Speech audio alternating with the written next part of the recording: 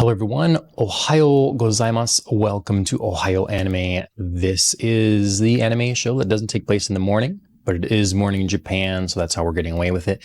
My name is John, and we're going to be talking about Delicious in Dungeon tonight. We'll have a few guests, kind of the regulars, returning to talk about this as well. The first 5 episodes are out of Delicious in Dungeon on Netflix by Studio Trigger. And we'll get into some spoilers with that, see how the series is shaping up thus far. And that's going to be our central topic for tonight. Make sure that if you're enjoying the content, you like, share, subscribe, all that sort of thing. We're live right now on YouTube. We're live on Twitch, probably live on X as well. So take your pick of places. If you join on Twitch, I can share your comments as they come in. I'm also watching YouTube chat as well. Popcast on the Rocks is the regular channel, and Ohayou Anime Focus. So without further ado, let's get the guests in here. First up, Tony, how's it going? Hey, John, good to be here, man. Yeah, good to have you. Good to have you. You're sounding good, liking the audio quality there. Thank you. Yeah, and then let's get in here, Phil as well. How's it going? Hey guys, pleasure to see you all this evening. Yeah, you too. Phil, what's on your shirt? It's my good pal Zenitsu from Demon Slayer. Oh, nice. Okay, One of the best side characters on the show. So Okay. Oh nice. No, neither JP or Mike are even on the pod. Never mind. Okay. Tony's probably like, I don't even know what that means, Phil. Inside jokes, inside baseball. Yeah, well, speaking of Demon Slayer, the movie's coming up pretty quick. Yeah. Well, I think, isn't it the same as they did last time, where they're doing the last episode or two of the last episode of the last season and the first episode of the new season, just piecing them together and putting them in theaters? Yep, something like that. Yep. It was cool. I went last year at like one of the Alamo near my house theater. Okay. And, it was sweet. Oh, that's I didn't know they had it there, but that's great. Yeah, they had it. It was like one day only, and I went with one of my buddies from my tabletop online, like my virtual tabletop gaming group, who at that time was living like an hour east of me.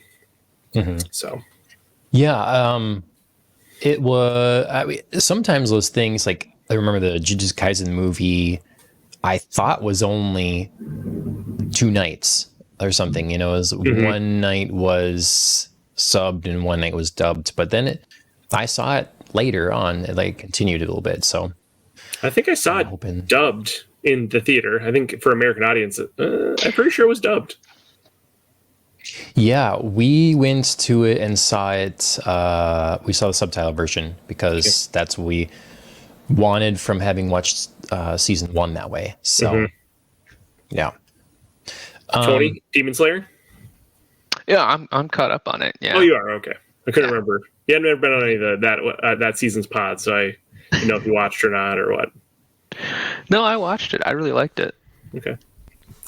My joke before was JP and Mike both hate Zenitsu, and he's one of my favorite characters. So they love. Help me out, John. The boarhead. Inosuke. Inosuke, which I also love Inosuke. It's not like I don't love Inosuke, but wait, Zenitsu he's the one that does lightning, right? He's like super petrified all the time, but then like he'll fall into this like trance, and then he's just a badass. And I just think his like attacks are cool, and I just like he's a complicated character. I like him, identify with him, because I'd be scared to do that stuff too. So, it's a good point. I wanted to be a little scared for running into battle.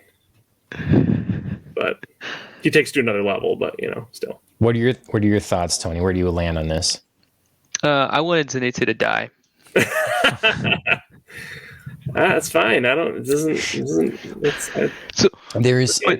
But here's the difference though. Remember, I watched that as an English dub. I didn't watch the subtitled version. And so the voice actor who did Zenitsu, I'm sure he's a phenomenal voice actor, because he made me like hate that character. Like, yeah, I mean, the inflections and everything else. Like, oh, sure, my God, he's whiny, I mean, he's whiny. I get it. I get where people are coming from, but I think there's some redeeming qualities, and he's a really fun character. I see it. I see his development becoming more fun. When he first entered the show, I was like, yeah, this guy. Like, I need him to go away. I understand. I get it. He's give it time. Give it time. There is a balance that I think sometimes they're missing in anime with the zany loudmouth character. Yeah. You know, in Soul Eater, Black Star is just another level. I'm understanding that if you watch, what's the other one? It also has black in the title. It's Black Clover character in there is just over the top. It's just tone it down a little bit. It's just too much. Just a little. I mean, I'd sit back and watch the episode and be like, guys, that was a lot of complaining and screaming. Can we maybe we need to, shuffle this out a bit. I think I'm probably forgetting episodes or in early Demon Slayer days that if I rewatched, I'd be like, oh yeah, he was insufferable in several of these episodes.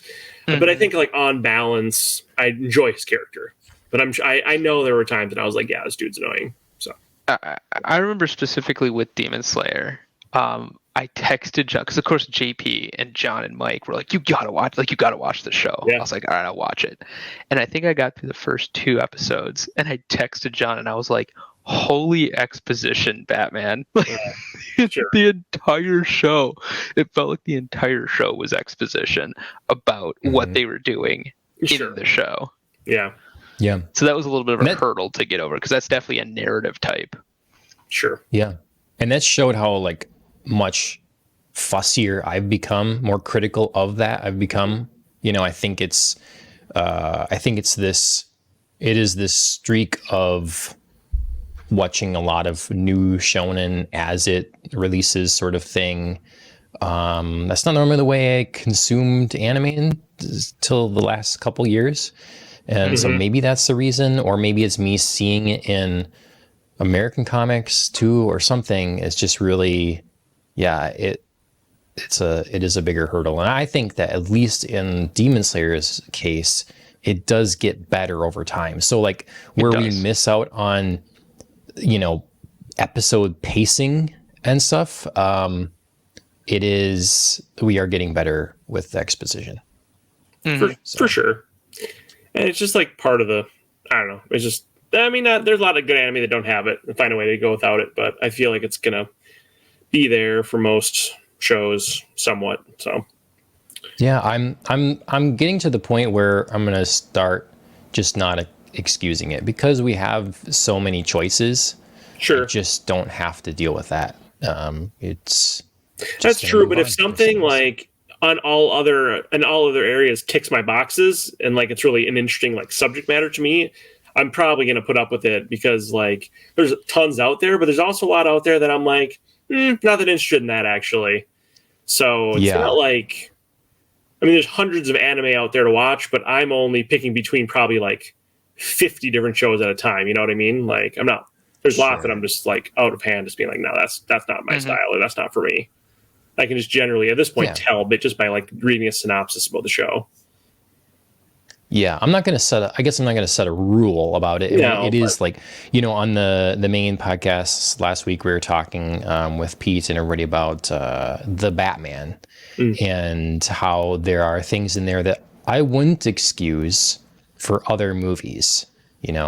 I wouldn't typically excuse a Riddler deviating so much from what he is. I would look pretty critically on any race swaps, but there's so much around it that excels in so many ways that, I forgive it there. I just let it go, I guess. So, I can see that. Demon Slayer is a gorgeous show with spectacular music, great fight sequences. Yeah, you do get a lot from it, even if you have to put some of that.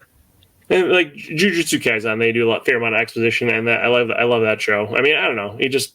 But it's nice when it doesn't exist too.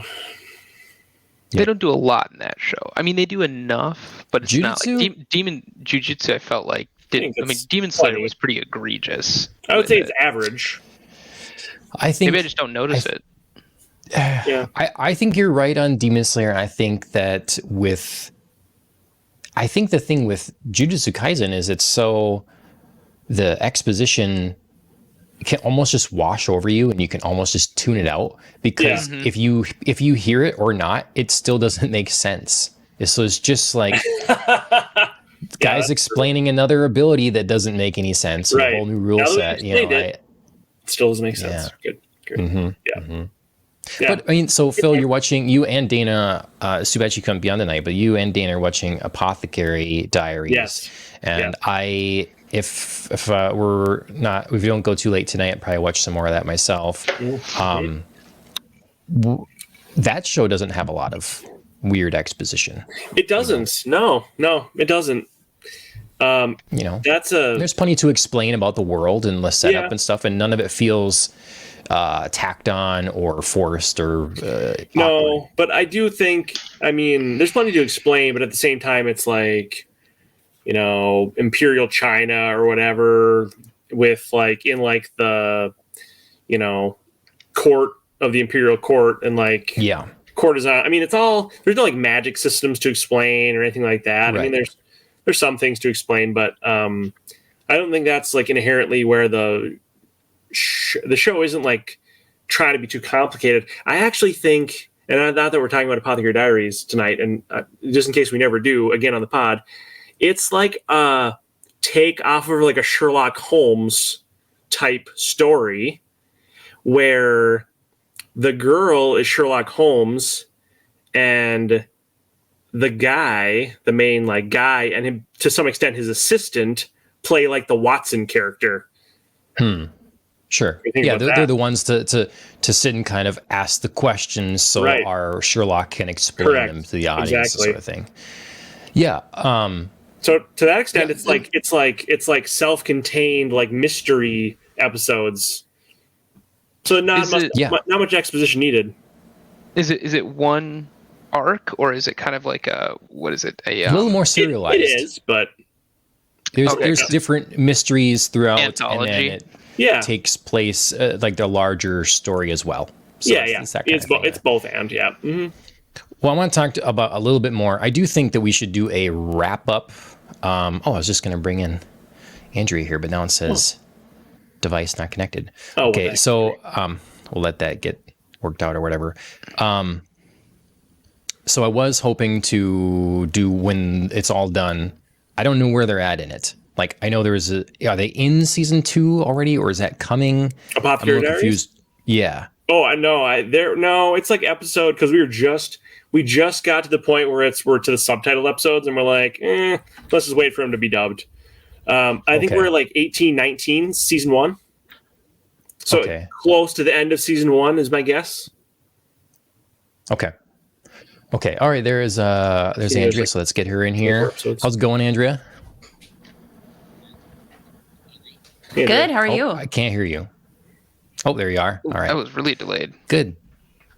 Totally. Yeah. Thanks for being our here. internet's Are you doing watching some fun Apothecary today? Oh, define fun. As in horrible, laggy, unpredictable. As in quotes, fun. Yeah. Yeah. Andrea, you're watching Apothecary Diaries at all, perchance? I am. I'm only 3 episodes in though. So, watching, but still in exposition kind of territory. Yeah. So we won't talk any spoilers, and I don't think you're watching it, Tony, so we won't sit on it too long. It's on my list. There you go. This is what I was writing, by the way. I had to finish my list. It's quite What's quite on funny. your list? It's actually quite funny at times. Apothecary Diaries, Goblin Slayer. Some of these I've already started. Blue-Eyed Samurai, Jujutsu Kaisen, Delicious in Dungeon, Oni Mushu, which I think JP War told me about, and then Manhwa. I don't know if I wrote that one right. Oh, yeah, I think Manhwa's just a category. So solo leveling. We were talking about solo leveling that day. It is based off of a manhwa. So definitely write down solo leveling, Tony. It's good. It's very good. Super good. So, Andrea, what do you think of Apothecary Diaries thus far? Just a few episodes in. It's cute. Like, it's fun. Yeah. It's slice of lifey, but it, you know, it's a little bit different. Some characters are definitely keeping me guessing in attitudes. Like, I feel like, oh, that's like a great guy. And then like, oh, okay, no. Or, you know, they did something that I interpreted as bad at first. And then now they're like switching it up and it's actually like a good thing. So, I'm definitely like off kilter on judging characters, which I kind of like. I like that there's not this, you know, stereotype or archetype that some of them are fitting into. So Sure. Awesome. Yeah, I think you know, in general, we've been enjoying it. My only, I've only really had 2 complaints thus far. One, there was an episode, I think maybe kind of 2-part sort of arc, that I really got a little confused on what had happened. It was like a poisoning scenario, and I was a little like, who is doing what, why here? Yeah. I was just a little I think I know what you're talking about. Yeah.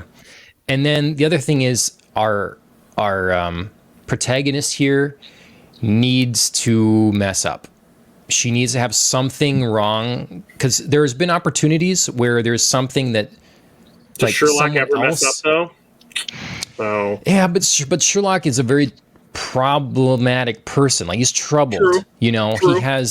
he's dealing with his own demons and the problems with the way he sees life makes interacting with others difficult. And there's an element of that here. Like, she's an odd duck, obviously. You know, so she stands out in the context of her situation.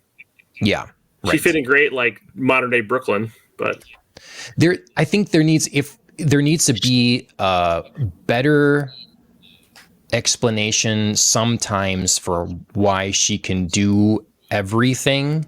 And there's opportunities where other people don't have to look quite so incompetent always.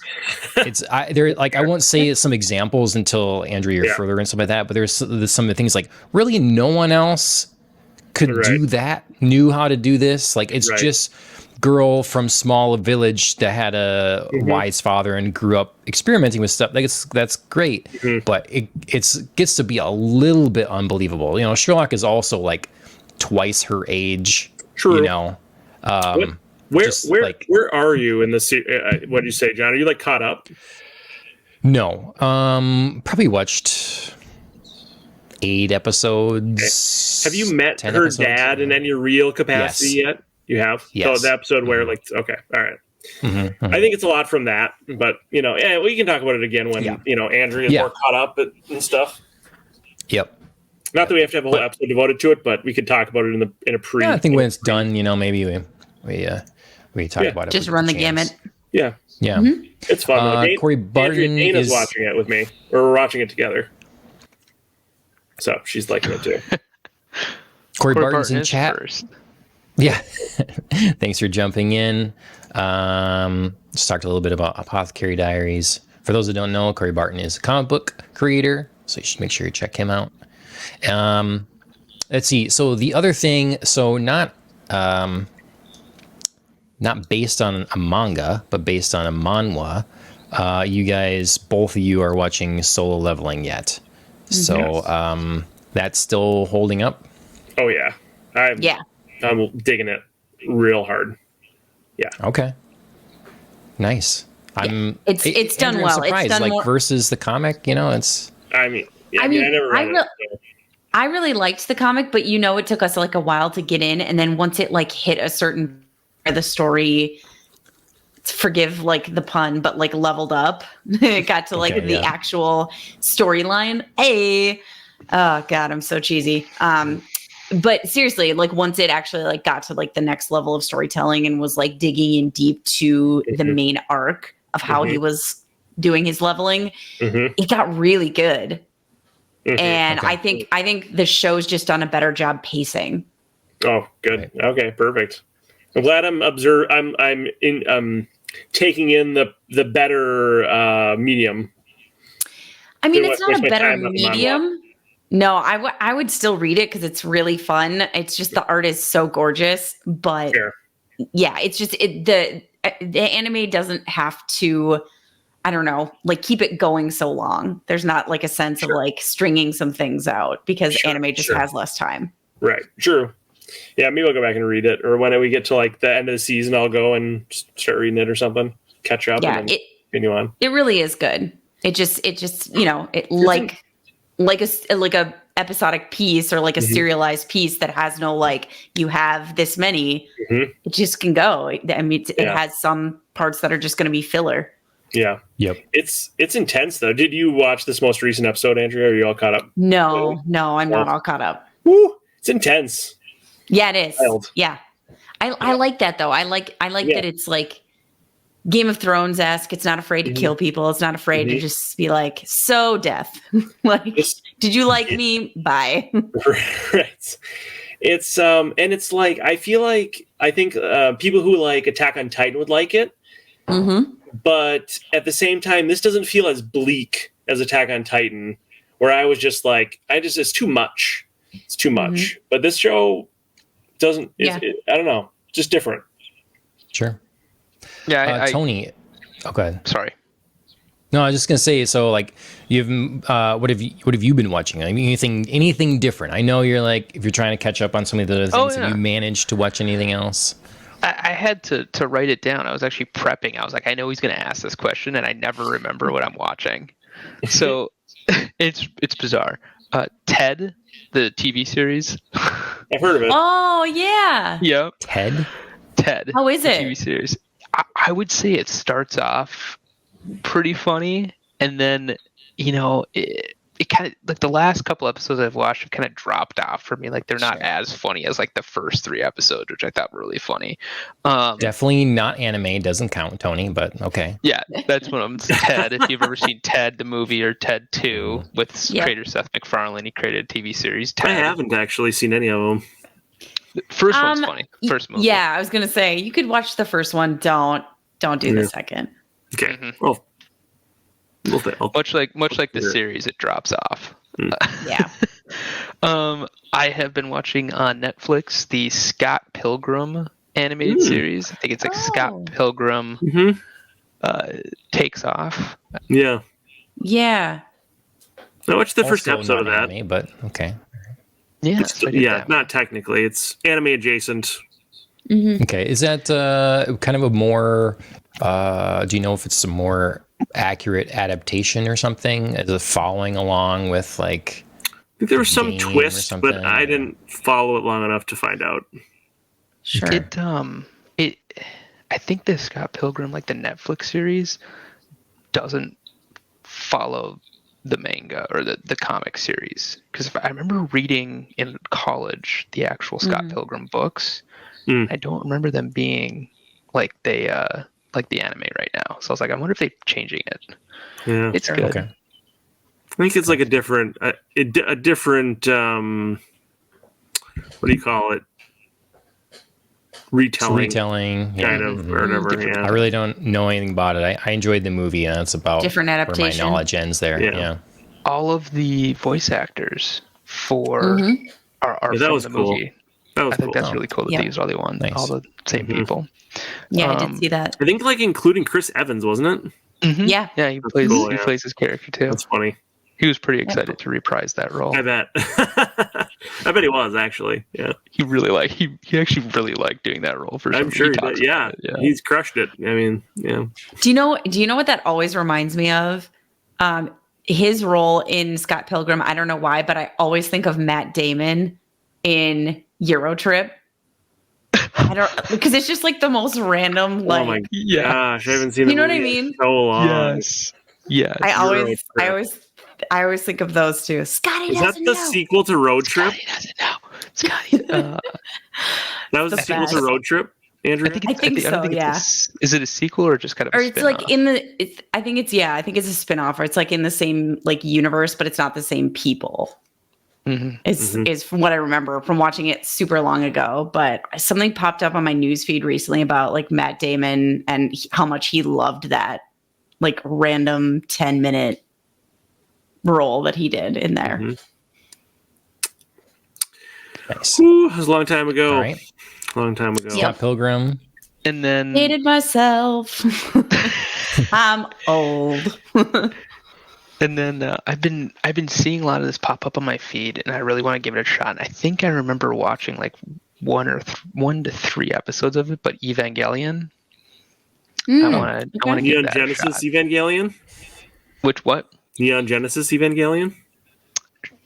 Sure. I don't know Probably. much about That's. I like mean, if the it's classic? Neon Genesis Evangelion. man. So it was a television show. Yeah. Pretty legendary, I'd Yes. say, and kind of did its take in reinvention of the mech genre. And then they did like I'm confused at how it all went down, but they made him into movies. It's like Yeah, I widescreen. wasn't They quite- made him into something cut like him that. into movies and stuff like that. I don't know if they Yeah. added stuff there and how they all went. And They're then all like there's this- retoolings, basically, I think, of the Yeah. same show. So it depends. Are you watching like the? Are you watching the? You're saying 3 episodes in. So are you watching maybe the classic? Is it 4:3? Older looking 90s kind of It style. was like a year ago that I watched the 1 through 3 episodes, but I remember Okay. it being. Oh. I remember the art style being older. Okay. Yeah. Yeah, it feels a little older. I just watched it maybe, John, Andrea, like a year It's- or so ago. Yeah. I just maybe a watched year, it. yeah. And I talked about it some on the pod, just like Yeah. in the intro and stuff. I don't want to, it's something. I definitely it's a blind spot for me in classics. I definitely would like to go back and watch through it all, whether it be Yeah. the movies or the Yeah. original series. Yeah. It's I had trouble getting past the whiny protagonist. Kind of did the whiny protagonist thing. Sure. It's like you only go so. It's sort of like Tony. You started Gundam. It's sort of in that. It's like, oh, suck it up, kid. It's but they do it better in Gundam. Like he's less Sure. Sure. daddy issues with Yeah. So. But I yeah, actually had don't trouble getting consider past him that, the but- main character, though. I feel like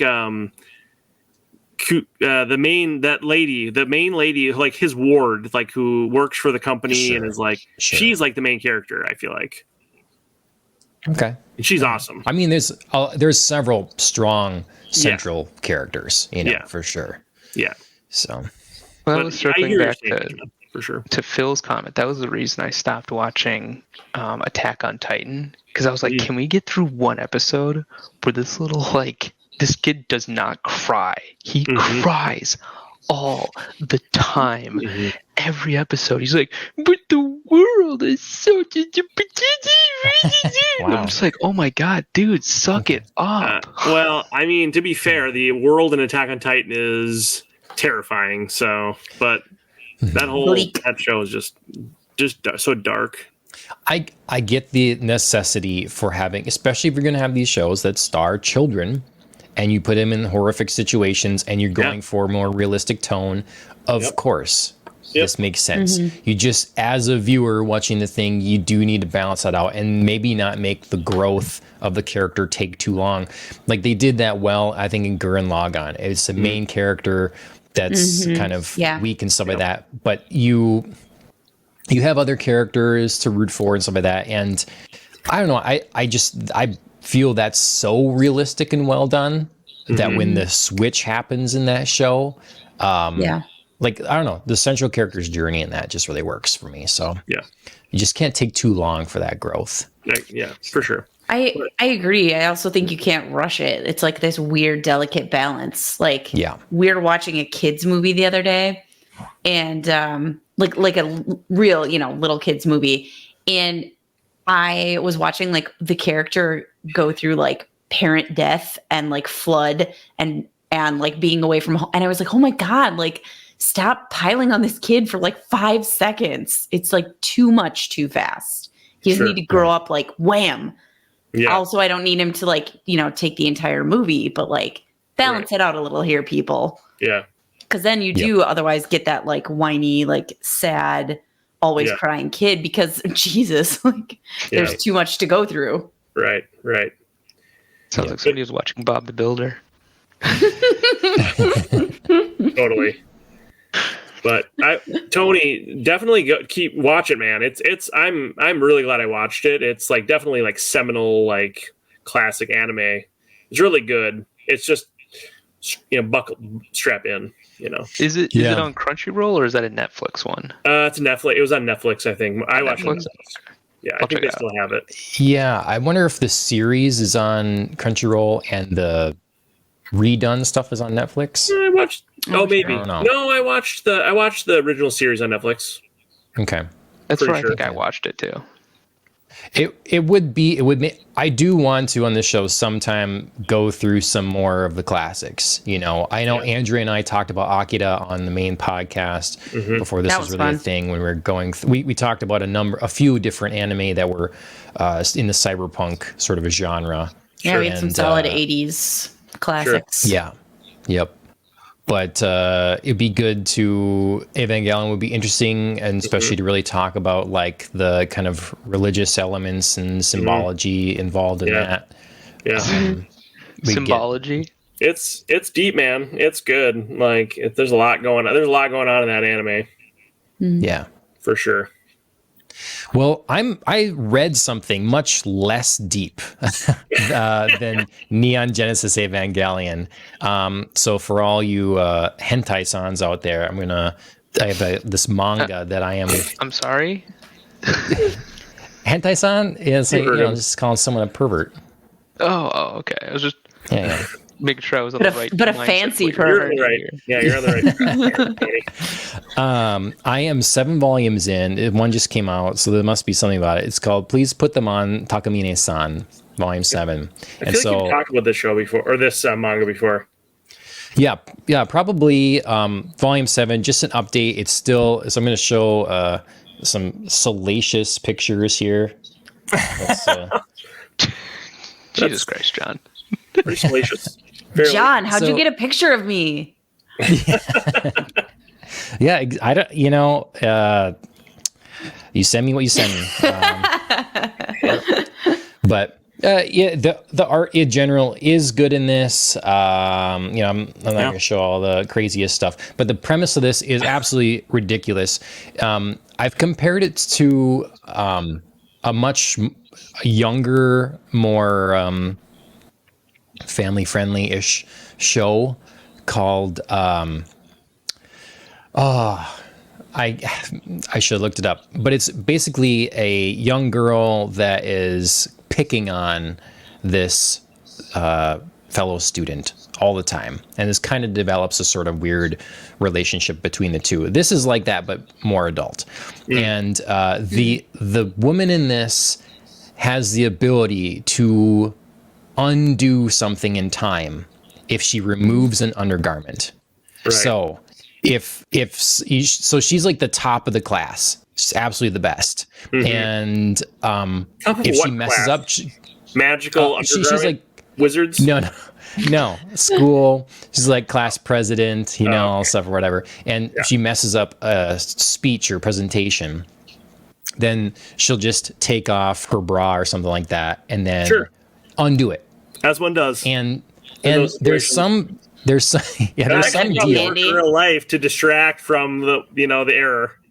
That'd be handy. Well, no one notices. No one notices because it's undone. Like no one remembers that it happened. It just but there's something where if, I forget the catch. If someone like witnesses this in a way or whatever, they are then immune. They see it. They know that time went back. They know that something was reversed. Sure. And so our kind of protagonist in here, this happens to him, and she finds out. So she kind of makes him her slave, that you're gonna I'm gonna make your life a living hell if you don't be basically my personal suitcase. You're gonna carry a thing full of panties and bras all over. So whenever I need to redo something, you're gonna have one and you're gonna put it on me right away, because obviously you lose two things now. You can't undo any more stuff. She's like the Robin. He's like the Robin to her Batman. Yeah. Yeah. Like a lingerie Robin. Right. Yeah, like a tight, sexy Robin too. Isn't that true of the original too, though? I mean, there was underwear. Sure. There was underwear. So yeah, totally. There was a couple of hentai-san undertones in Batman. Okay. I mean, That's Tony's new favorite word. He's just gonna sprinkle it everywhere. Yeah. Does it fit here? Mhm. it looks, like I say, the art's good. Oh yeah. So the name of the power is called Eternal Virgin Road. I'm gonna put this. I'm gonna full screen myself to show this one. So yeah. So it's. I like the strategically placed light burst there. Yeah. Right. Yeah. So, anyways, it's a lot of fun. Every few months a new volume comes out or whatever, and I pick it up, and it's like a fun romance thing. It's like how all these things go. It starts as sort of a definitely toxic relationship, and sort of evolves into like, we care about each other, and the other person's not letting on, all that sort of kind of typical romancy sort of manga stuff. Yeah. So, yeah. Enemies to friends to lovers. Yeah. Right. Please put them on Takamine-san. Yep. Sometimes in other orders. You never know. Yep. Yeah. Yep. Lovers. Oh, Don't Toy With Me, Miss Nagatoro is the other one. That's the one. That's the more family-friendly one. Ah, right. Okay.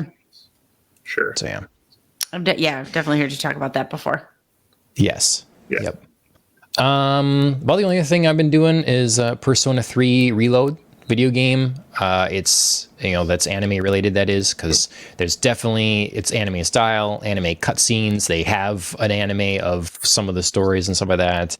It's been a lot of fun. It's on Game Pass and available to purchase or whatever. And it's a remake of Persona 3 that came out back in the day on like the PSP or something like that. And it's gorgeous and it's got great music and lots of fun. Nice. So, okay. Delicious in Dungeon. Delicious in Dungeon. Yeah. So we're 5 episodes in on this. New episode every Thursday. So it's on Netflix by Studio Trigger of, as previously mentioned, Gurren Lagann, Cyberpunk Edge Runners, Kill la Kill, Panty and Stocking Gargoyles, though that's before the studio, a whole bunch of stuff. And basically everything I've seen there is a brand new animal. Like it's all been good. I have not really seen anything that I haven't gotten pretty invested in. So I was excited when this was coming out. And it's being released like right away in English as well for those that are interested in that. Are you all watching in English? Mm-hmm. Oh yeah. I've really found that if I can watch something in English, I kind of prefer that because I don't dislike it in Japanese, but I can pay more attention to the art and animation if I don't have to read the subtitles as well. So just for that reason alone, I actually much prefer to watch it in English. I've discovered over the last couple months. How's everybody else feel about that? I can't read something if I'm also trying to see things. That's like my favorite part about subtitles. I don't know. I've gotten pretty good at like just the pan out vision. I can do it. I mean, I can do it, but I just prefer to not have to. Yeah, no, I get it. I feel for me, it's just very situational. It really depends on the show and how I'm like digging the voices and how I feel like everything matches. So I agree. I love, I try, one of my favorite anime is One Punch Man, and I have only ever seen that in Japanese. I tried watching it one time in English, and I was like, bleh, I don't like that at all. So, I get what you're saying. You're right. Death Note is like, oh God, it's the worst in English. Oh, yeah. It's awful. It's awful. Yeah, so. The main like antagonist, like his laugh is just, it's the silliest, most ridiculous thing. Like Chris and I were both just like, what the fuck just happened? Sure. So yeah. Sure. Fair. That's like my hill that I die on. That one has to be in Japanese. Sure. Fair. Yeah, it's I take a chip from my bag and I eat it. For some reason that like in Death Note they make that so intense in the English version. It's definitely changed over the years. Like early on, anime coming to the United States, it was a small group of people. Like everybody knew everybody. Is not all that many different voice actors and stuff. It was kind of it was a newer thing. It wasn't like, hey, we're sending this off to Disney. It was, we had. Right. I should have looked up some of the old brands, but like most of them are gone now, except for Funimation. But the kind of the good people sort of, we figured it out, and the voice acting has become a lot better because before, mostly, I'd always be, if it's a drama, I'm watching in Japanese. Like I'm not watching Attack on Titan, even that's newer in English. I'm not doing it. It's too intense. I need to hear the Japanese for it. Sure. Whereas like comedies and stuff, I loved watching in English. Interesting. So I'm happy that they've come so far in the quality of voice acting in English dubs. But now we run into the thing where now we have to deal with accuracy. And so if you want a more accurate translation, you have to, the best you get at this point, if you can't understand Japanese, is to read the subtitles. So it's like multiple steps. You get the original thing that is what it is. Then it comes over and it gets translated for subtitles, and then it gets dubbed, and it loses something each time, and it gets a little more. It's been a little more egregious these days. Sure. But like even like adding colloquialisms. Just like adding things that, think of this in Harry Potter. Back in the day, you had the British versions, the original versions, and then you had the American versions. And Scholastic or whatever said, hey, American kids are too dumb. They won't know what a philosopher is, so it has to be a sorcerer's stone. Not the philosopher's stone. We got to change it. We got to change jumper. We got to change all the British slang and terms for things. We got to change that all over. It's annoying, just like maybe learn something and figure it out, and, as opposed to having it all Stupid changed. Americans. Learn your words. Yeah, it's ridiculous. Lazy. So we're getting that in this as well. Like anytime you watch an anime and they start saying like Shazam, or they start saying like West Coast slang sort of terms, it's like they probably didn't say that. They probably didn't have the characters say that. So yeah, probably not. That's my issue. Get on with that. Yeah. But hey, John, before we start getting too deep into Delicious Dungeon, did you say you've seen everything by Studio Trigger, like everything, or just a studio no, you really probably. like? I'm sure not. I've just everything I have seen of theirs has been quality. There's Promare, a great movie. I was just gonna say, I just was looking at possibly watching Promare this last weekend. I was gonna rent it on Amazon, and I was like, oh, it's Studio Trigger. I read about it in an article. You've seen it. It's really good. Yeah.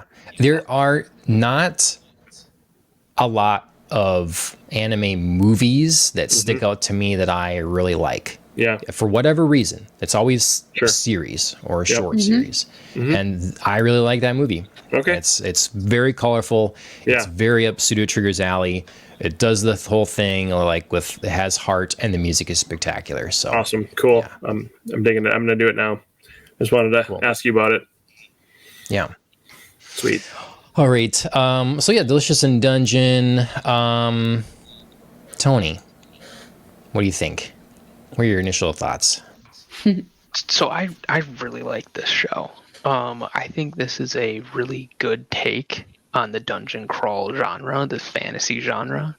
I think that the premise so far is that the main character, this Laos, was just like, or is it Laos or Leia? It's Laos, right?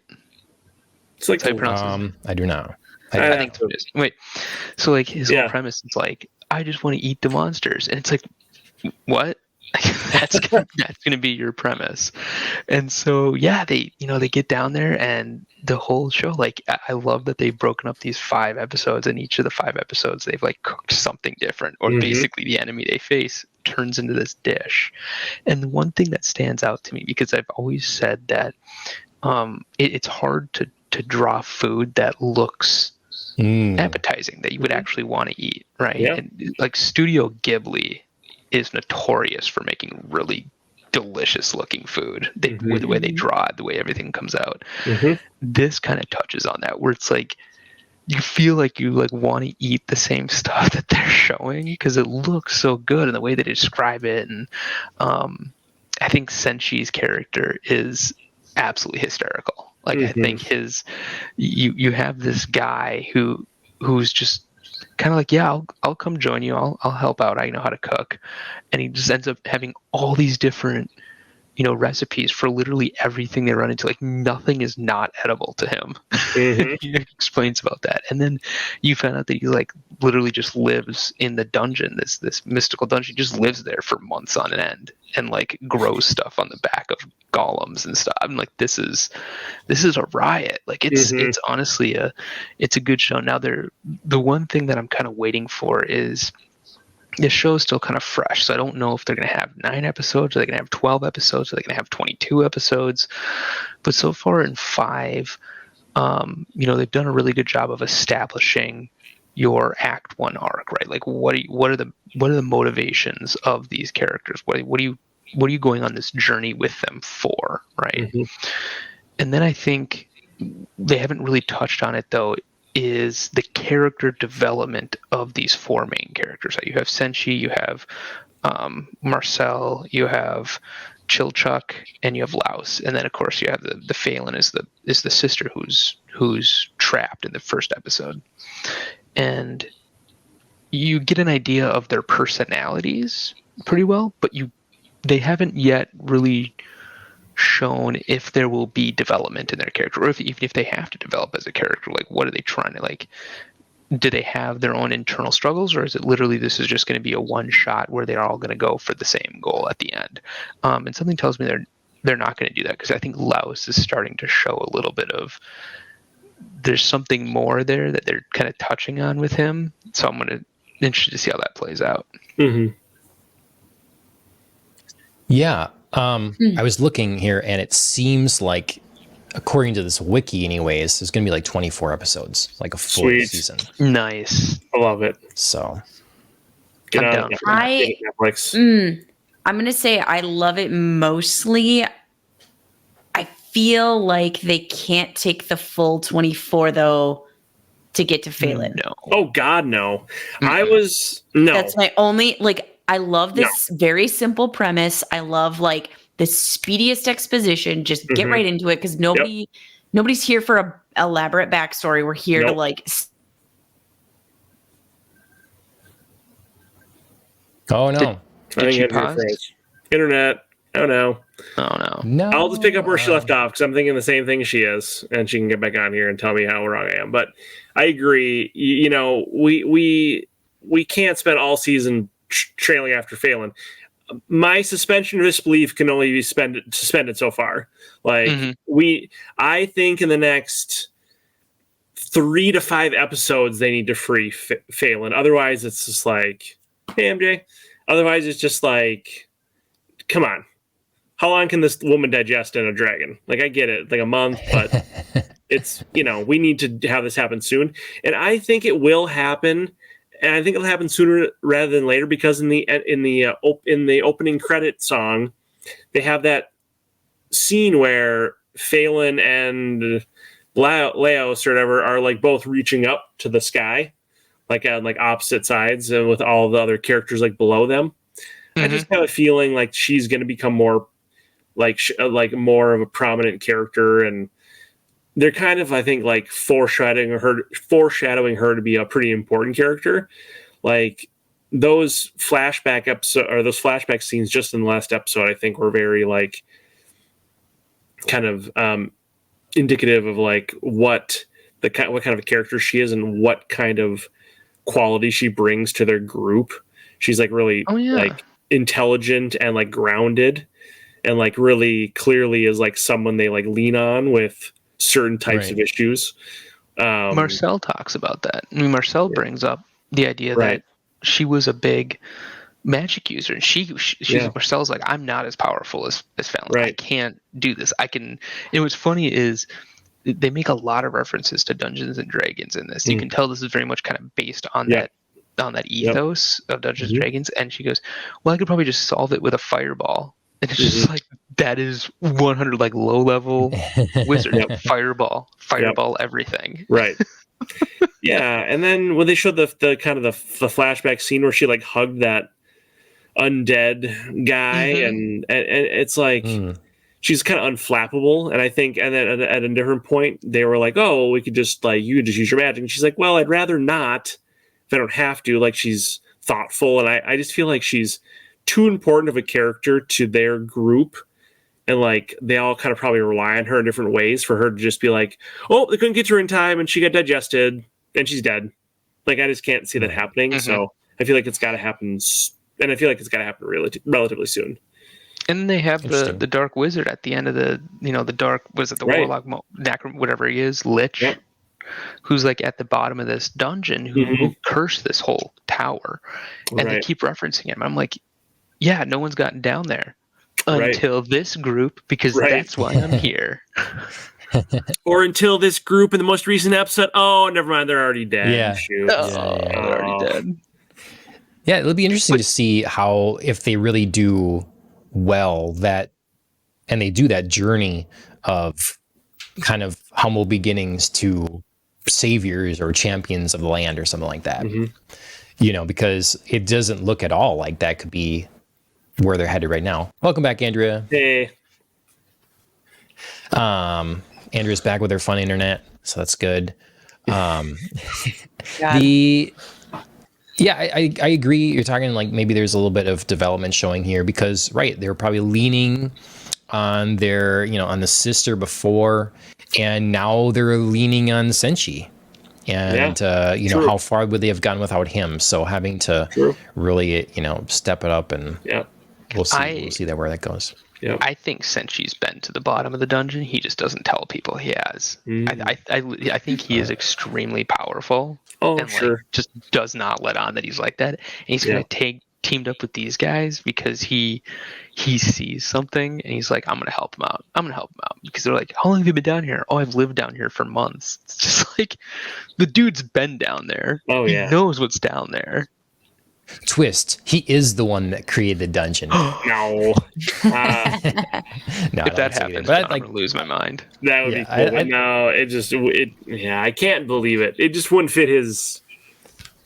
It wouldn't fit his character. You want to live a simple life, outside of, all the hustle and bustle and commotion and worries and cares of a quote unquote modern world. So he's just like, no, we're back to basics, back to survival, and this is where I can live in peace. Well, he's almost like someone who's like just like brutally honest and I think he just doesn't even maybe he's missing some social cues where he's just like, I just tell you what you need to know at all times, and and then and he's like not picking up on oh, that might have been rude, or this might have been so I don't think he has the capability or the wherewithal to deceive. For the deception. So that's why I can't imagine he's like the sorcerer who put spell on the whole dungeon.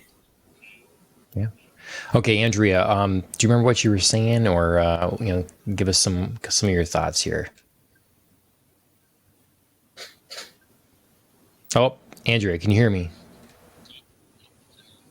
I can, for a brief moment in time. Okay. So it's delayed. Seems delayed. Yeah, unfortunately. Boo. You have to try reconnecting again, maybe, or try one more time or something. If that came through at all. She'll get it next week. Oh, show. Oh, she moved. No. She gone. Bummer. Maybe she'll be back on. Oh, there she is.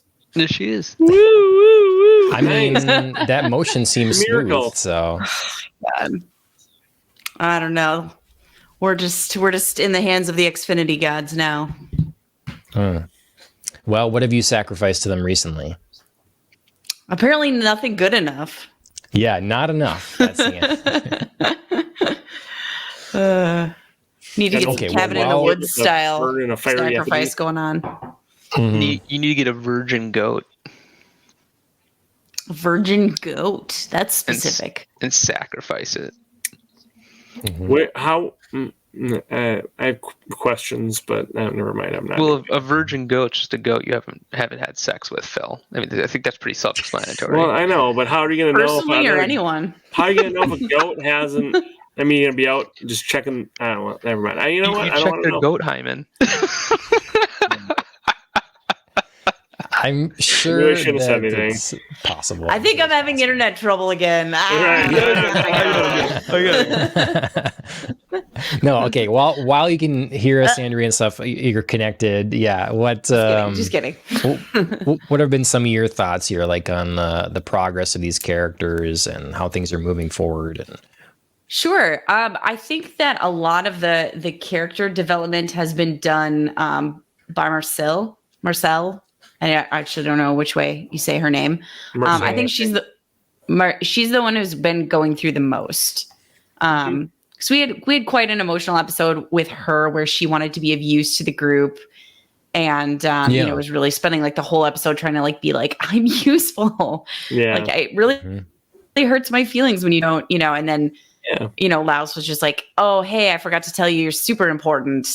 And that's why we're like saving your energy. And it was like, you should have just said that. Right. So, I feel like, and she like, we met the orcs and their like own civilization that they had going on. And like, she was really like growing and getting over like her own prejudices. They were, kind of like forming a bond of like, hey, we can be together and like, we can work together, especially in front of this little kid. We want to teach him, greater tolerance and acceptance. And that was really cute. So I feel like she's obviously had to get over her own like aversion to eating monsters. I feel like she and Chilchuk are both a little bit about that, but her especially. Yeah. So I feel like she's come the farthest in terms of like actual development. So I feel like the other members of the group kind of need to catch up. I also feel like we need to see more of Chilchuk. He is really periphery right now, and there could be a cool episode for him. I agree. I really liked that episode though, where he and Senshi were like getting on each other's nerves, where he was just like, that was hilarious. I would love more of that. Like, trust me, this is my specialty. You have your specialty. I don't tell you how to cook. Like Marceau has your specialty. Everyone has their thing. This is my thing. Right. Listen to me. Like, I thought that was really good. That was really good. I would love to see just like a little bit more of that. I feel like especially in the last two, he's just been very like in the background and just sort of like, oh, the food's good, which is great. I mean, obviously that's, the main premise of the show, but we could do more. Everyone else he and Marceau are just like, he's so weird. And then, like. And then, and then they just sort of fade away. Right. Which is true.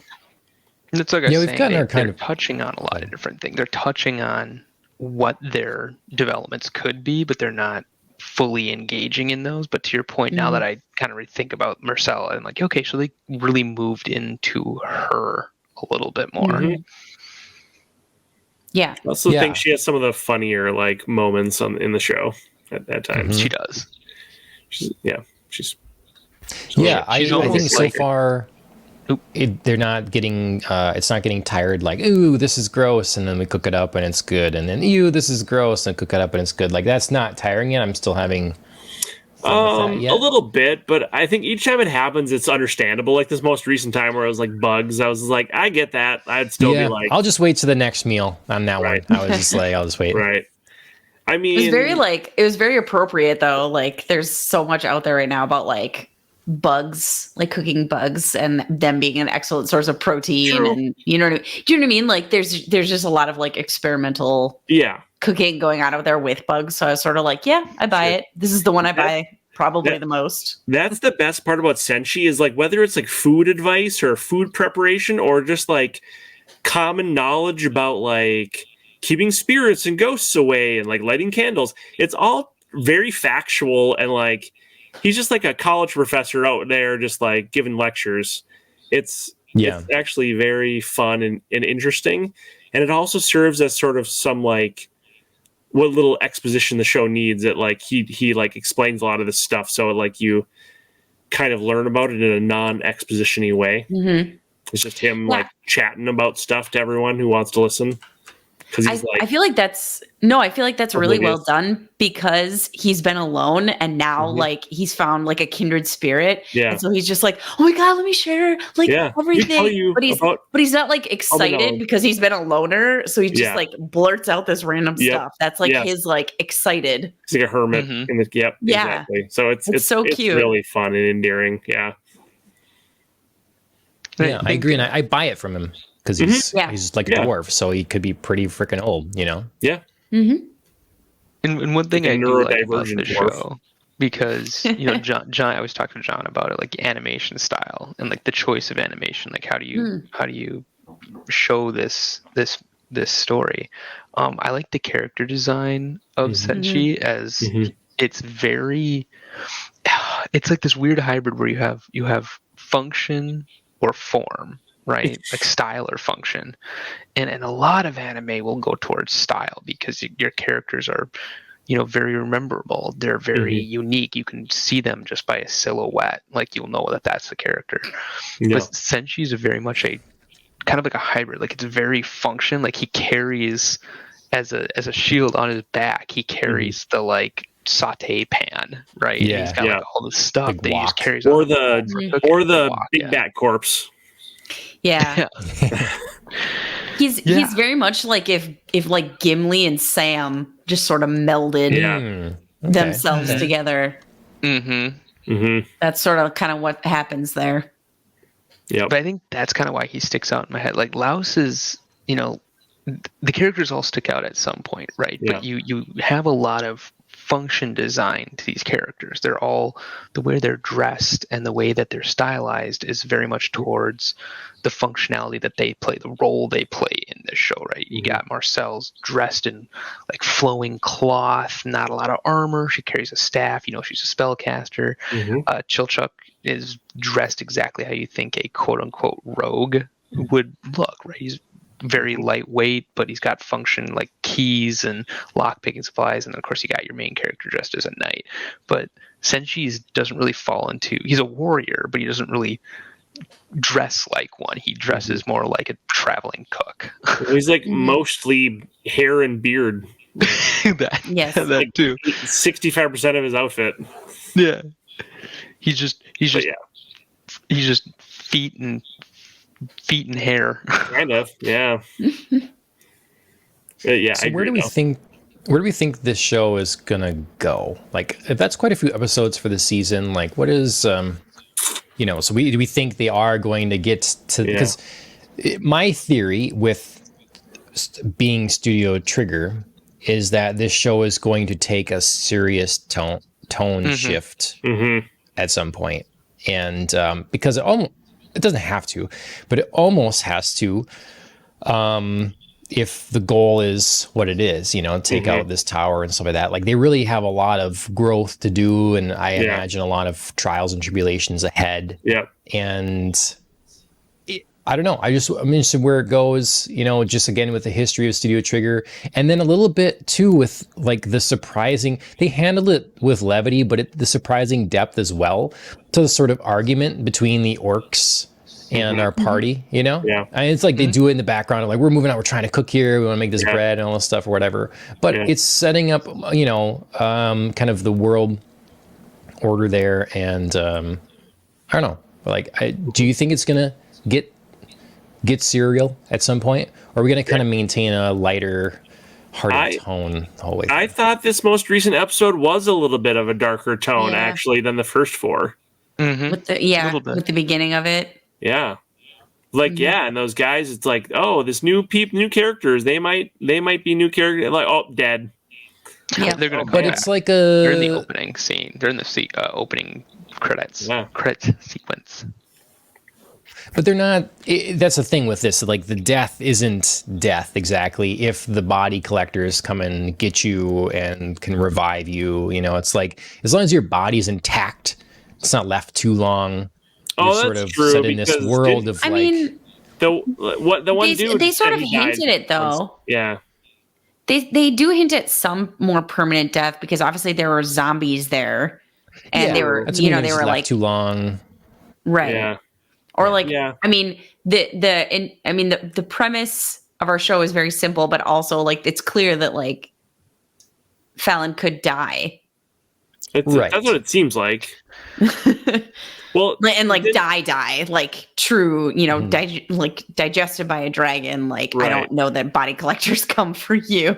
True, So. because was her brother was saying like in the suit of armor episode, like, oh, that was the first time I died. Right. Yeah. Okay, which is Exactly. interesting. Yeah. So, I think- like, when we'll be faced with real death, like, you know, Right. maybe they'll fail in their mission of, you know, getting the sister back. Maybe they'll get her back and she'll die right away anyways, like for real. You know what will, I think I don't know. it would be interesting to like take us through like a death. You know what I mean? Yeah. True. Just like take us through like what happens with the body collectors and like how do you come back? Yeah. Yeah. I want to know more about that. Yeah. It is confusing. Well, and I think it wasn't just the opening sequence with the party who died right from the bugs. It was like the whole episode was like about ghosts, and I don't know. It seemed a little more like less lighthearted, a little bit more intense than the other episodes. I'm not saying it wasn't. I'm not saying it was super serious, but it was more dark than the other episodes were, I think. Right. I think they're I gonna think fail. so. They are going to fail in getting Phelan. I think they're going to fail, and then that's going to drive them to the very bottom of the dungeon because they might realize that if they can get this, if they can take over this whole dungeon and they get their wish or they get their, you know, That would be good. you know, the ultimate treasure. I mean, they might try to bring her back in some way if they can. They can take it. What up. if- I think that's going to be the driving factor to get to the bottom of the dungeon. Okay. What if Senshi dies as well? Now who do you bring Shut back? your mouth. I just like that would be an interesting thing because we just talked about how, you know, they need to stand on their own 2 feet and but they're not. They're relying on Senshi. So do we take that last Did we found lose? a guide and you know a way means to survival down here in the dungeon, someone very powerful that can help them through all kinds of hardships, Yeah. but now he's gone too. Maybe. I don't think this is that kind of show. I don't think they're trying to make things extremely brutal for the main characters, but I could be wrong. I could be wrong. That's what I'm wondering. That's what I'm wondering. I'm very curious. I feel like it would be important to do at least for like an episode or two. Cause I really feel like Laos has like some growing up to do. True.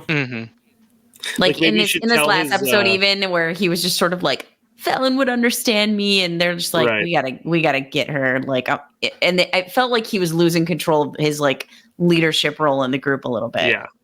Well, that's because this is him half the episode. He's just like talking to his sword. What? No, nothing. Don't. Nothing's going on. It's like you're acting like a lunatic, man. Yeah.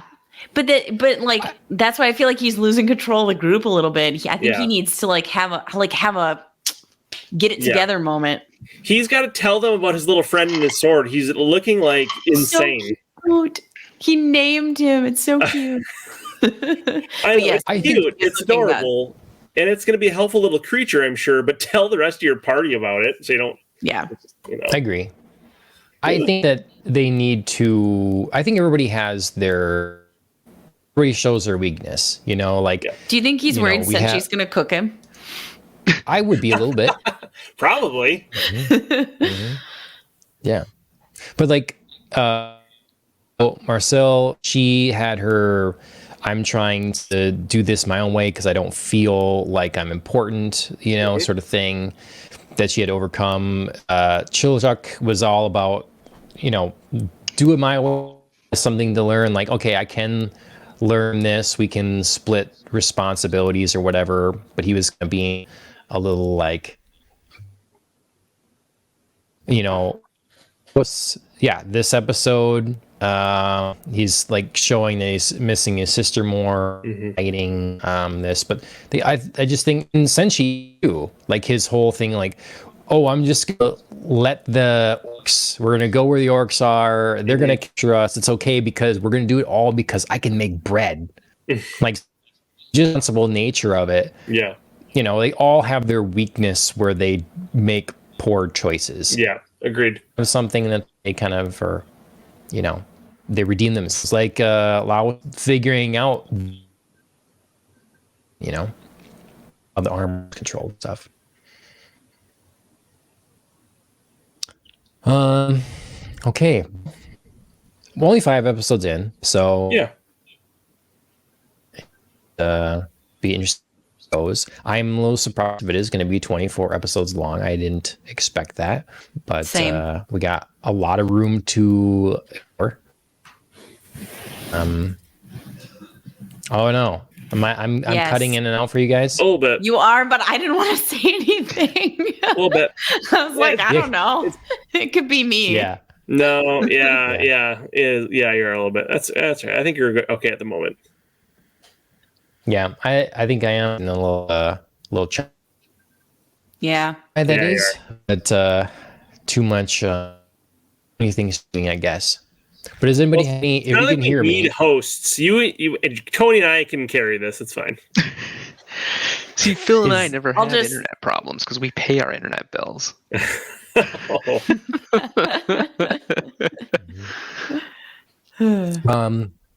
Does anybody have any other things that needs to be said? If you can understand what I'm saying.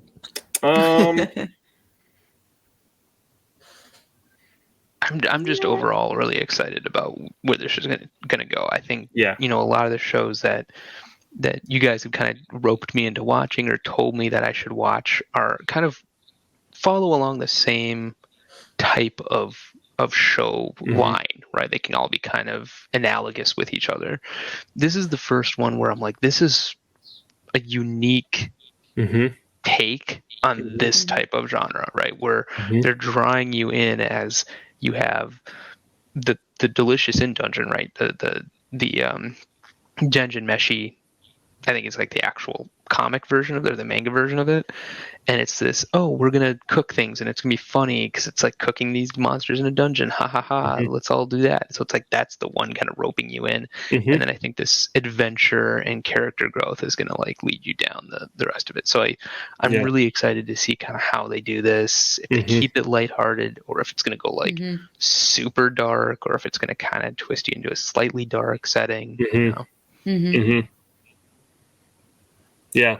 Yeah, I think you're right, Tony. I think it's going to take on some sort of like complicated storyline, but I think it'll keep its essential, unique, goofy and fun. Like just it's just a very fun, lighthearted. Yeah. I mean, it might not always stay lighthearted, but it's just this. It's just got this fun vibe that I think it'll maintain that heart. But I think it could get like dark and twisty for sure. I think it's going to remind you not to take it too seriously. I agree. Yeah. Yep. I mean, they made ice cream out of ghosts, so there you go. True. You're right. I mean, I kind of gauge shows if I'm excited to like watch the episode that week, or if I'm like, I realize I have like 3 or 4 episodes to watch. Oh, I probably should catch up on that. Like the show, like those might be good shows, but the shows that I like, I know a show is really good if I'm like, okay, I got like 2 more days before I can watch another episode of Delicious in Dungeon, and it's like I'm like excited for it. This is a show I'm excited for it. We're excited for Thursday night so we can watch Delicious in Dungeon. So, nice. Very non-scientific, but it's very vibe based. But Well, I'm thoughts, Andrea. I was just gonna say I'm really enjoying the show overall. I think I don't have too much to add as far as like where I think a plot might go, because I kind of generally agree that there'll be a more serious arc perhaps, and then we might return to a little bit more form of, monster of the week in our dinner type of format. Because I don't think this is a show, and I could be eating my words if not eating my monsters. But I don't think this is a show that could just like take a hard turn into just straight serious. I just don't think you would. There would be no point to that. But what I was going to say is I'm also really enjoying the art style for this show. It very much reminds me of like a cross between like anime, but like a little bit of like hint of Saturday morning cartoon. Yeah. There's you know what I mean? There's just like there's a way that they're drawing these characters that's a little bit like a hint of like cartoon in it. And I like it. I think I think it suits this show very well. It's that late 80s, mid 90s type of like, it's got a hint of that like Saturday morning stank on it. Yes. Absolutely. I think it suits this type of show very well. The music I should mention too, going along with that, it kind of adds to the vibe. It's kind of this Irish fair Renaissance vibe that I really dig. Yes. It suits it well. Yep. Nice. Well, great. I'm glad you're all enjoying it. I hope I'm not too choppy here, that I can wrap this up. Am I breaking up like crazy? No, you're good. No, you're perfect. good. 4K. All right. Gorgeous. We'll try to do this before it gets worse. We'll probably meet back here. I mean, it's a long series, so we'll see, but probably meet back here, if nothing else, at the end of the series. Maybe we'll do if something crazy happens, where biggest things change, maybe we do every 5 episodes or the next 10 or something like that. We'll see how it goes. But a lot more to talk about. Interesting stuff. I wanted to get into Senshi's simple versus easy and magic, stuff like that. I'm going to talk about that sometime as we get more philosophical in the show, I think. And otherwise, I appreciate you all being here. Glad you're enjoying it. Something a little different. And everybody should make sure they follow us. We're live streaming now on Popcast on the Rocks channel, on Twitch and YouTube. So you can always follow us there. If you want just these videos specifically and you're on YouTube, we have the Ohayou Anime channel. So make sure you check that out. Subscribe. We don't have many subscribers there. So if you're a YouTube viewer, go there, subscribe to that. Be appreciated.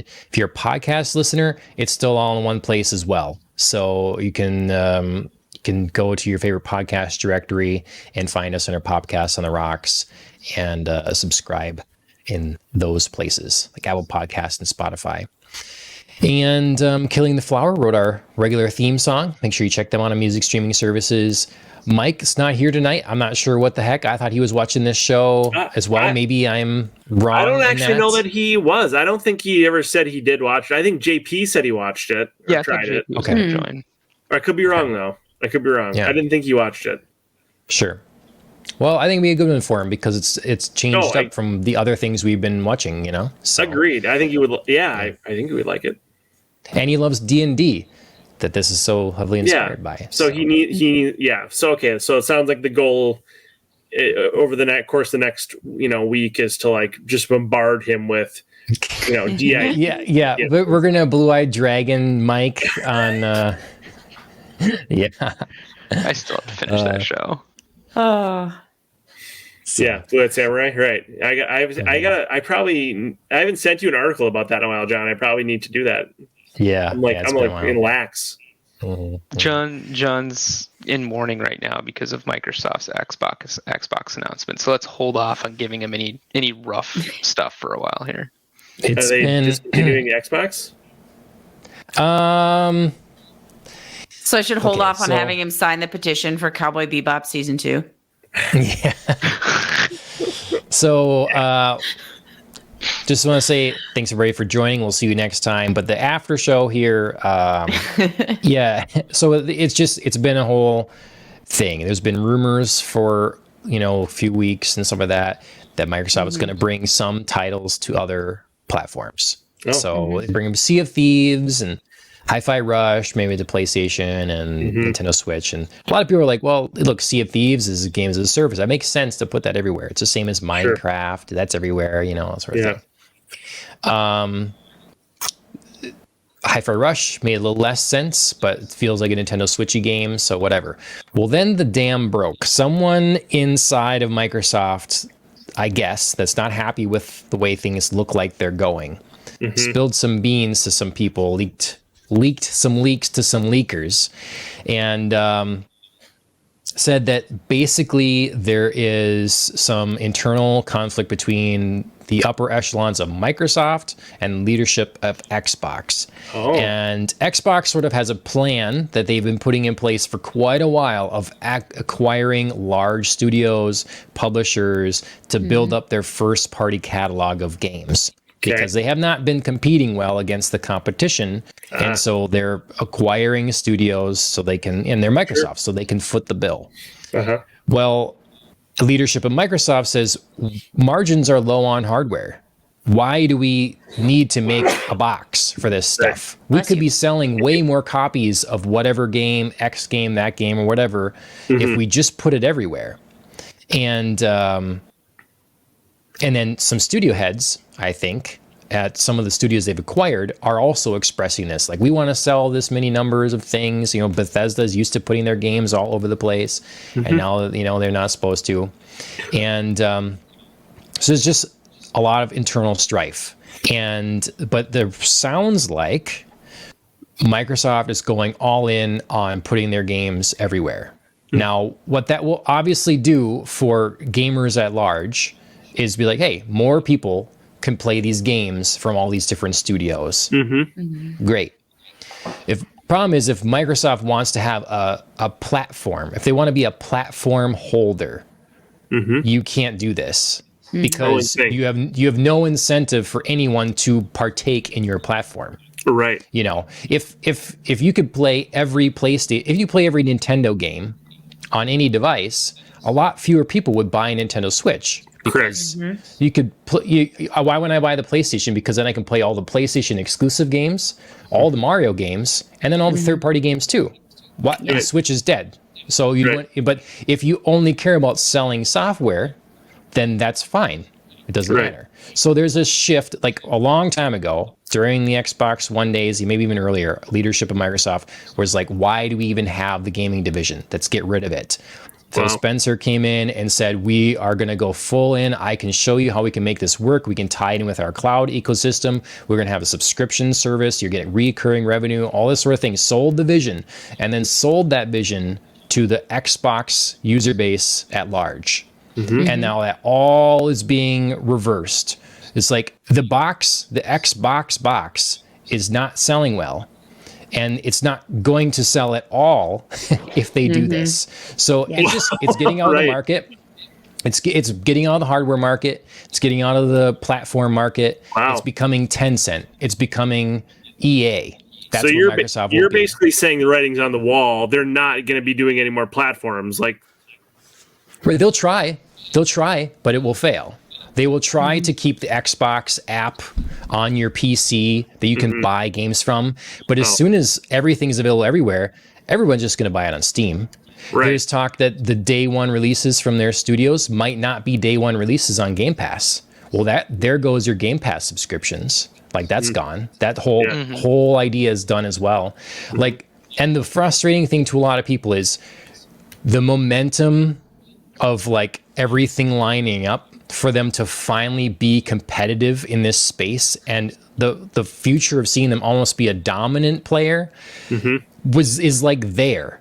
And so a lot of people, they're not giving enough time. You literally just acquired for billions of dollars ZeniMax and Activision Blizzard King. And now within, you don't even give it 5 years to see if this play works out.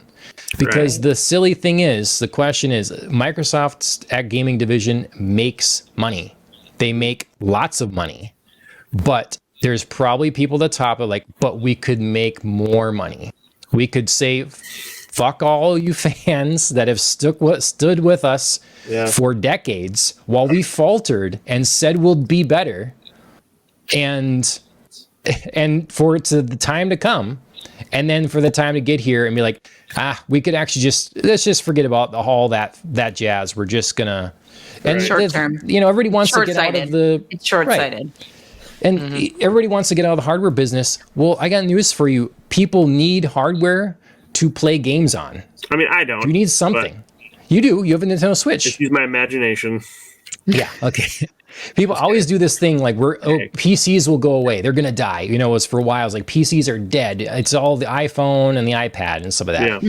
It didn't die because people still need them. You can't interact with all this digital content if you don't have a thing. Yeah. And Microsoft is in the perfect position, like a lot of other companies. Amazon can float the bill for failing TV shows constantly because Amazon is huge. They don't make their money there. Yeah. HBO, like Warner, Discovery Max, can let DC Comics make shit books for years and not make any money because they make money elsewhere. If you find it valuable to your brand at large, you sometimes take losses in places to keep you use other parts of your business to prop up other ones. And Microsoft is like, no, we're making money there, but not enough. So fuck it all. Well, it's to me, it's stupid in a couple of ways. One is, I don't know as a company I could come out and say, hey, we're reversing course on a giant division that we've sunk billions of dollars in because we got to save money. We got to tighten the belt a little bit. We got to lay off some people. By the way, we now just crashed the $3 trillion threshold. We're the second largest company in the world. Actually, we surpassed Apple, but we got it. We got to make cuts. It's getting tough out there. It's like, no, this is not a money thing. This is a vision thing. Yeah. You can't sit there and in one breath say we broke $3 trillion as a company and we just don't have the capital. It's like you have more money than God. You don't know how to spend it. Bill Gates is just rolling around in his grave right now. He's alive though. He's Bill Gates whatever. Is dead. Still is. But I had to sit and think about that after I talked to John about it because I honestly couldn't. I was like, what the fuck? What is John so angry about? Like so we can't play games on his Xbox? Like I don't understand what's going on. And so finally, like it came to me and I was like, okay, now I get it. Like I see what they're doing.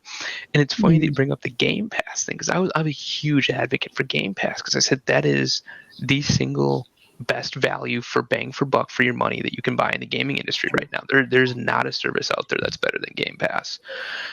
But ironically, I have downloaded and played games off of Game Pass. I've liked them so much, I bought them on Steam. I don't buy them on Xbox. I buy them on Steam. But if you're paying the subscription and you play it there, that's fine. They don't care. Sure, they'd love you to buy it their place, on their store. But if you're staying with a subscription, that's what matters. And we've seen, And the other part of it too, right? And this is now where we're going to get into like niche type of issues. So I won't there's like Skyrim, right? So you have like Skyrim and like City Skylines 2 and a couple of these other like Cyberpunk 2077, whatever. I don't buy those on the Xbox app because mods are more accessible through the directory library set up by Steam. So it's easier to mod games that you buy from Steam and then load through like mod managers. You can't do that with Game Pass games.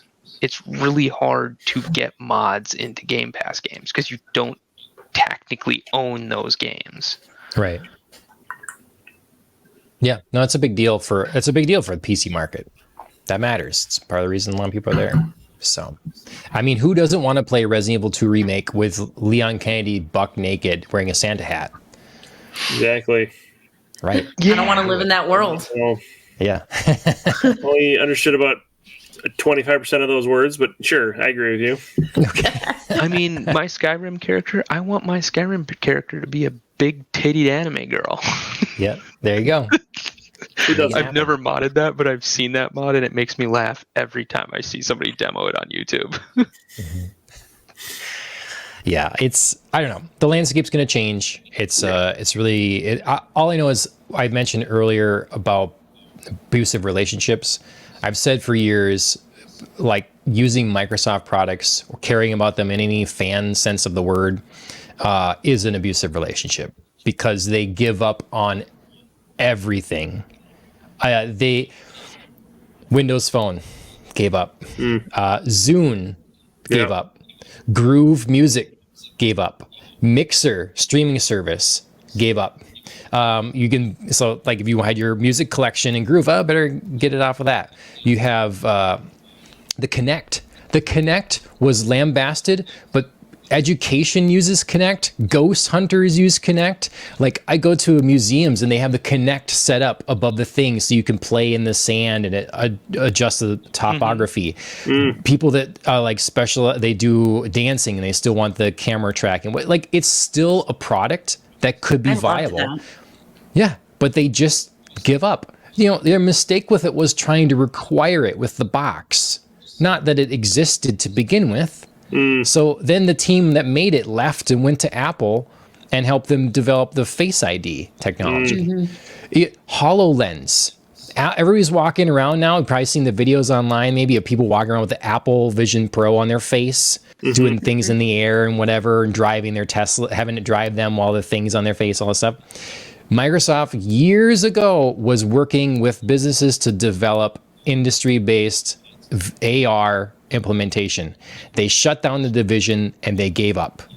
The big touchscreen computers you put on the wall in your offices slide all over the place. They're really cool. It's one of the coolest products. You turn the whole thing. Yeah. They announced the product and then they said, we're going to delay that indefinitely. Actually, we're not going to do that anymore. They got rid of a lot of their hardware department, like with the folding phones. They opened up Android. Do a folding phone. The first 2 generations didn't do very well, so we're done with that. They give up on fucking everything. So they're going to give up on gaming as well. Don't give them your money. Don't invest anything in them. It's coming from me, a person that has been beaten by them. I've had too many black eyes, and I've had to excuse it as running into doorknobs. And this is my warning to you. Okay. So. That is. Your version of Microsoft is my version of Blizzard. Like I was such a Blizzard. Now they're the same thing. And yeah, now they're the same thing. But I used to be like, God, Blizzard could do no wrong. I was like, I am so fucking wrapped up in their nostalgia. I love their games. And then once you start peeling back the veil of like Mystique, you're like, wow, this company blows ass. A fucking garbage gaming company. Oh, look at that. 80% of the original staff is gone. Like, yeah. And I agree. I'm really shocked about the whole that they're doing it. Part of it is they pointed to like Call of Duty, saying like Call of Duty wasn't going to make as much money as they thought, or it wasn't going to be released on as many systems as they thought. Right. And they're like, well, Bethesda's going to release Starfield for PlayStation. And I'm like, that's literally people at Microsoft dropping a bag of flaming shit on Sony's doorstep and thinking it's an olive branch. Yeah. It's not going to do anything for him. Andrea, Phil, do you guys have any abusive relationships with companies or people, but companies specifically? Let's keep it to companies. I don't think so. Nothing comes to mind. You hunted down and bought that like Stanley mug from Starbucks and tried to sell it for like $2,000, but now it's only going for $50. No. Son of a bitch. There's no such thing. I'm more of a Yeti guy. Dude, I love Yeti. I have so much Yeti stuff. It's not the end thing. We were in Shields the other day, and there was literally people, like, I've never seen this before. People, like, huddling around, like, looking at the Stanley mugs. I'm like, what brain virus have you absorbed now? It's like, it's just... Like, they're just a mug. It's just, it's a trendy thing. This is trendy. I know. I mean, it's props to an absolutely killer marketing team. Yeah. Yes. Yeah. You did it. Rest on your laurels forever. You crushed it. Yep. But yeah, no, it's stupid. It's absolutely stupid. Can we get one in Taylor Swift's hands? I probably sent her some, right? I'm sure a Taylor Swift edition, guys, exclusive only to. I was gonna say it'd be Taylor. Get after it. I mean, they could do that. Taylor doesn't really do endorsements. No. Well, she owns the red, like iPhone Red. That's her label, so they could do Stanley Cup Red. She had some. What do you mean? She has some relationships with Target at one point or something, but What do you mean the red thing? That's just a donation charity. Yeah, but that was started by Taylor Swift, wasn't it? Mm-hmm. I think so. What? Yeah, she was like 8 when that started, then, or something. That's Dude, when she wrote her. she's 34. That's when She's she. the same age That's as- when she as wrote her us. first album. Yeah, it's She's based. It's based. Maybe. She's the one that started the red Okay, donation. I always thought of it red. because Apple always promoted it with U2, Bono, and stuff. Yeah, That was when No, that was started. just It was because like, everyone wanted I think free she YouTube started stuff. Live Aid too. That was her. I I don't know what that is. I swear to God, that was Taylor Swift. It's I've got to like- look it up now. I'm gonna lose my damn. It was like a mind. rock and roll concert to support like AIDS treatment in Africa. Like Queen and stuff Yeah. played at it. It was like Oh, live at okay. Wembley. It was like a huge thing, right, Andrew? Also, Yeah. That's his last concert. Freddie He Mercury. did. Freddie Mercury. Yep. Yeah. It's like Oh, famous. okay. It's all It was just called Project Red. Not CD Project Red. That's not the same thing. Wow. A lot of things come up under Project Red. yeah. Yeah, I was you looking. know, this is interesting. Some interesting research here. We're probably gonna have to pop off and go to bed, though. Not to Okay. be a buzzkill. No, that's fine. That's fine. But I just all right, well, Tony brought it up. Tony brought no, it. it's all good. It's very interesting. I'm just Yeah. Taylor Swift, Project Red. It's all good. All right, we'll catch you cats on the flip flop. The flippity flop. Yeah. Flop. All right. See you later, Later. Phil. Bye.